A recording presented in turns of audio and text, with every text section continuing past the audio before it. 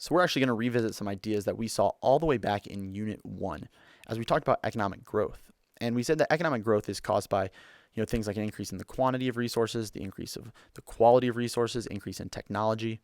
But we said all of those things take you adding something to your economy. We said, what happens if you just shift around some resources? Can you be more productive? And we said, yeah, because you could actually trade. We said trade was kind of the exception to the rule. And so we want to revisit that idea now that we're talking about trade and see exactly how that applies.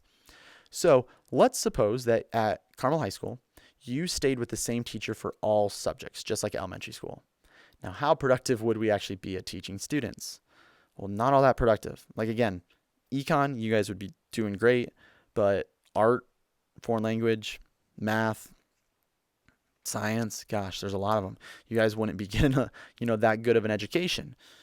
So how does a school then become more productive? Well, we talked about those different ways when you add something to your economy. You could increase the quantity of your resources. You get 5,000 teachers. Every student gets their own teacher. But again, that's not practical. What about if we increase the quality of our resources? Say every teacher has to get a PhD, so they are an absolute master of every subject. But again, impractical. We could increase technology, but again, that only helps to a certain extent. So is there a way to be more productive just by shifting around resources?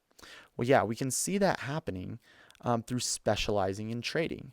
So we said that teachers specialize. They focus on one subject. I focus on economics. And in doing so, I can just put all my attention, all my focus there, learn as much as I can about economics so I can pass that information on to you. And therefore, other teachers can be more efficient at other things, right? Other things that they are better at.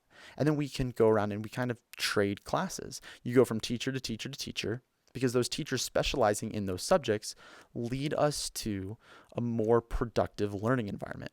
We are now more productive. Everyone's better off because we have grown in terms of productivity. We haven't added anything to our school. We've just shifted around how we're doing things. And so again, we said that international trade is kind of the exception to the rule, right? By trading, countries are able to achieve a combination of goods and services that were outside of their production possibilities curve. Remember, we said anything outside of our production possibilities curve was impossible. But we're saying with trade being the exception to the rule, we're seeing that they can get outside of that. Now, we also need to make sure we revisit the ideas of absolute advantage and comparative advantage. We said absolute advantage, you can produce more of a product, but comparative advantage, that's the one we want to focus on because that means you can produce at a lower opportunity cost.